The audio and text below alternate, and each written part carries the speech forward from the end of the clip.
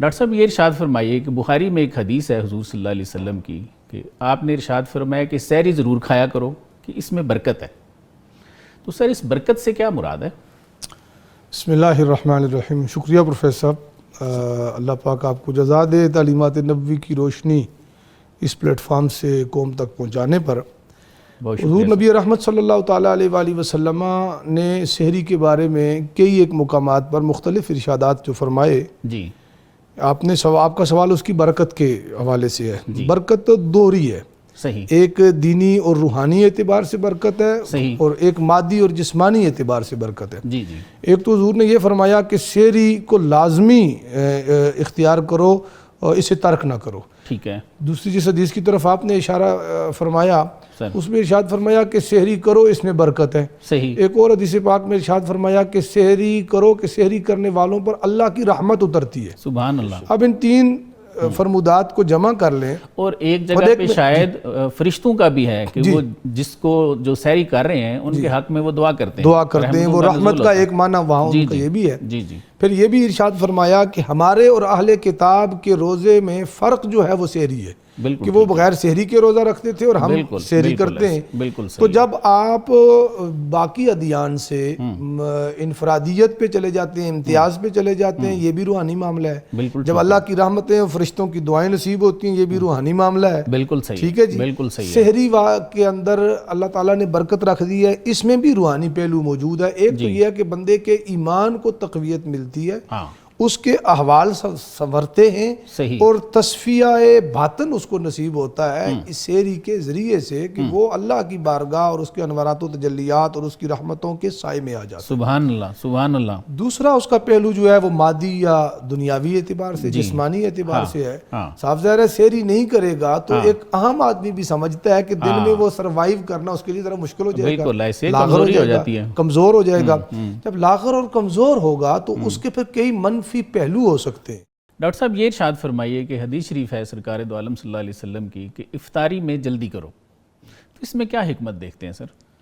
Doctor صاحب ایک حدیث مبارکہ ہے کہ جس میں تشبیہ کسی قوم سے اختیار کرنے سے روکا گیا اور اس کی حوصلہ شکنی کی گئی ہے۔ صحیح، من تشبہ بقوم فہو منہم، بالکل ٹھیک ہے، ٹھیک ہے، جو کسی قوم کی جان بوجھ کے مشابہت اختیار کرتا ہے وہ انہی میں صحیح ہے، محبت کی وجہ سے، فالوئنگ کی وجہ سے، یا ان کو آئیڈیلائز کر کے، صحیح، مطلقاً ہو جائے تو اس میں چھوٹ کی گنجائش ہے، بالکل صحیح، غیر ارادی طور پر ہو جائے۔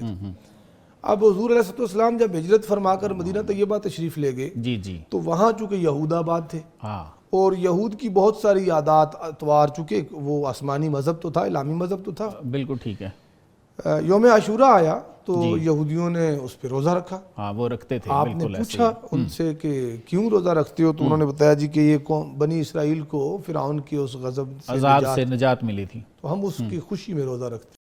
آزادی کے دن یا نعمت کے دن پر خوشی کرنا یہ پرانا صدیوں سے امتوں کا طریقہ چلا، سبحان اللہ، واہ واہ، اور اس کو حضور نے نگیٹ نہیں کیا، اس کو حضور نے انکار اس پہ نہیں فرمایا۔ فرمایا موسیٰ ہمارے بھائی ہیں، ہم پر ان کا زیادہ حق ہے، تم روزہ رکھتے ہو، ہم 2 روزے رکھیں گے، ہم 2 رکھیں گے، ٹھیک ہے جی، 9ویں کا بھی رکھیں گے، ہاں جی، ہم 10 محرم 2 کا رکھیں گے، عاشورہ یوم 10 محرم ہے۔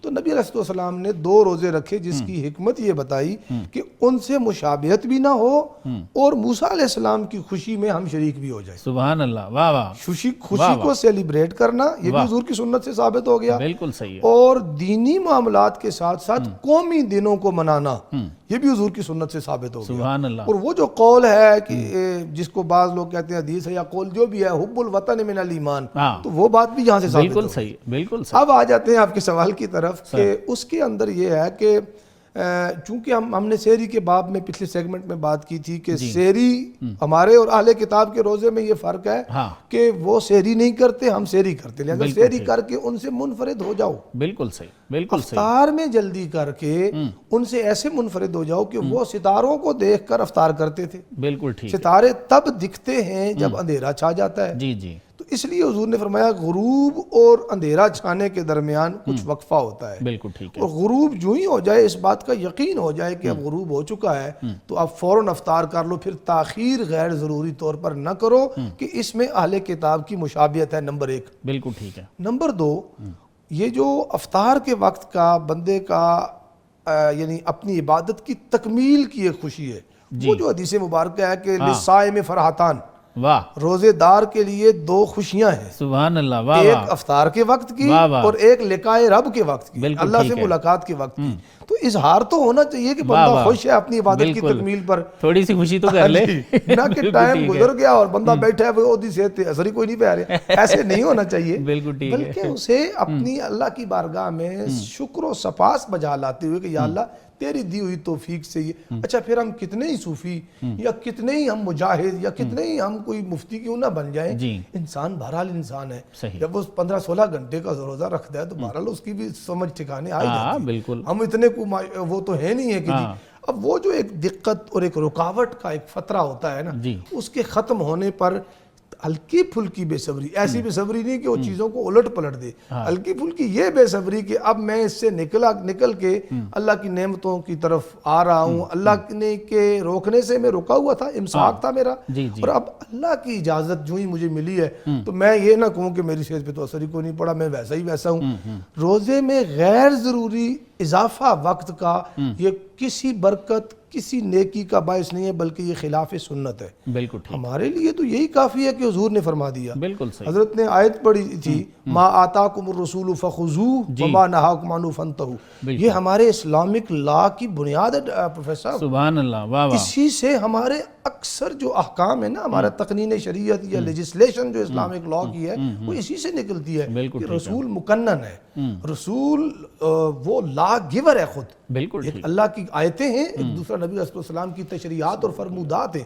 حضور نے فرما دیا سحری تاخیر سے کرو, آخری وقت میں آ کے کرو, لیکن اتنا آخری نہیں جس کی انہوں نے وضاحت فرمائی, اور ایسے بھی نہیں جیسے ہم نے بات کی کہ برتن بڑا پکڑ لیں اور کہیں اس کو پورا کر لیں. اور افطار جلدی کا مطلب یہ نہیں کہ ابر آلود ہو تو آپ وقت سے پہلے کر لیں. آج کل کے دور میں سر ان مسائل کو سمجھنا آسان ہے, ڈیجیٹل زمانہ ہے, گھڑیاں ہیں, سارا کچھ موجود ہے, تو وقت جب ہو جائے تو اس میں تاخیر نہ کی جائے. اس لیے کہ فرمایا جو رسول دے اسے لے لو, جس سے رسول روکے اس سے رک جاؤ. اور آپ نے انٹرو میں خوب فرمایا تھا من یطیع الرسول فقد اطاع اللہ, رسول پاک کی اطاعت کرنی ہے.